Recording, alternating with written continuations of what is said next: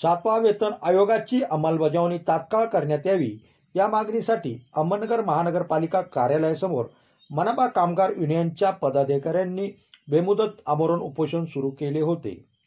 या उपोषणाची दखल मंगळवार दिनांक 3 सप्टेंबर रोजी राज्य शासनाने घेऊन 7वा वेतन आयोगाची अंमलबजावणी करण्याचे मान्य केले।